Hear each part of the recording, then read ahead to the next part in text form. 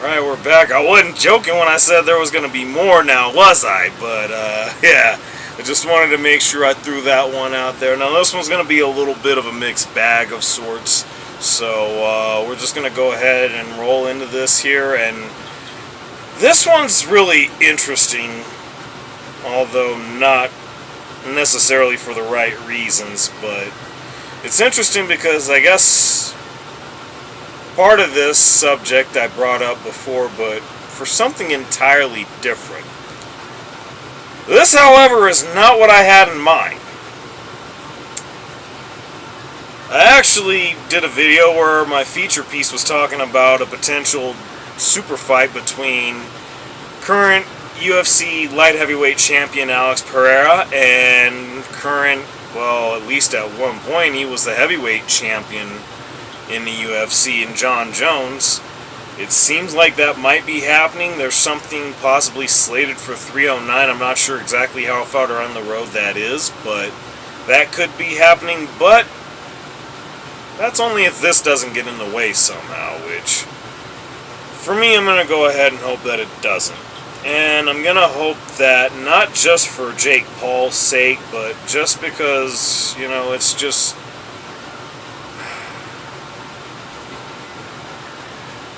it just blows my mind, honestly. And it's real funny because anytime that it's talked about when I watch First Take, you know, Stephen A. Smith always says his one knock on Jake Paul is he wants to see him against an actual boxer. Not an MMA striker or some sort of amateur or even a 60-year-old Mike Tyson for that matter. He wants to see him against an actual boxer, and somehow it does not seem that we're getting that anytime right away.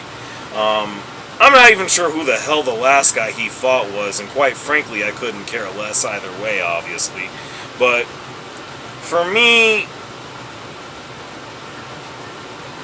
I would say that if this were to somehow happen,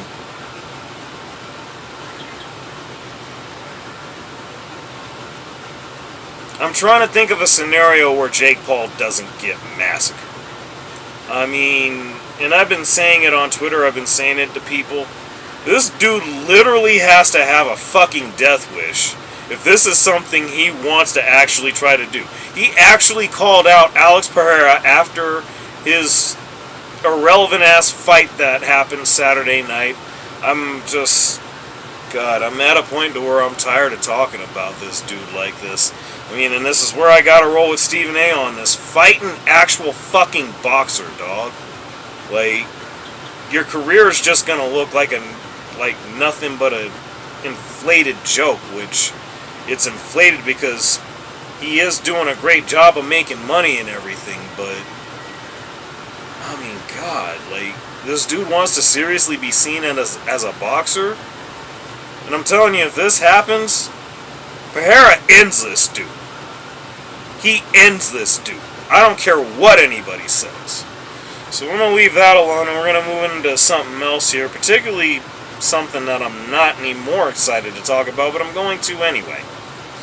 We're going to talk a little bit about Aaron Rodgers, and this, to me, I'm not even sure why I'm talking about this, but I guess this is more me getting my whatever off my chest or whatever about it, because this is baffling to me. It's baffling because, of course, he wasn't at minicamp or OTAs or whatever.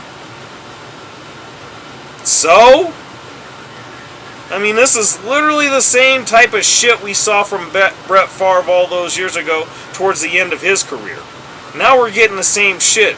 And hell, if that ain't enough, Jordan Love ain't going to practice again until he gets a new deal with the Packers. Funny how that shit works out, right? But all the same, to me, I don't know how much we really need to be caring about this. If we're being perfectly honest, the New York Jets on paper are actually a significant favorite to do some things in the league this year. Like, how big and like to what extent, I really don't know. But defensively, they're one of the top teams in the league. And you get all of this together with him and all the pieces that they've added, Since then,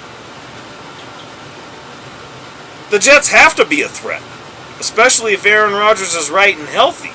The Jets absolutely have to be a threat. Yet we're talking more about inexcused absences and deception in language when it comes to minicamp and OTAs. I mean, man, like, I want to believe what made Aaron Rodgers great is going to actually show up this season, especially come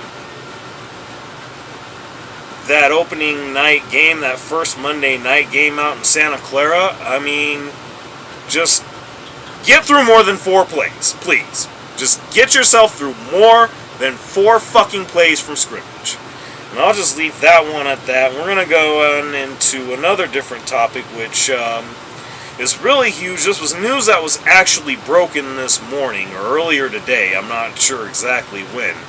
But it turns out that Amazon, and I actually mentioned this in the last video that I did, but Amazon actually had made a significant offer, a really huge offer, to have the NBA rights for NBA basketball, which for really as long as any of us can remember has either been on CBS, NBC, or ABC, but along with that has also been on Turner Sports, specifically on TNT, as a part of the NBA on TNT.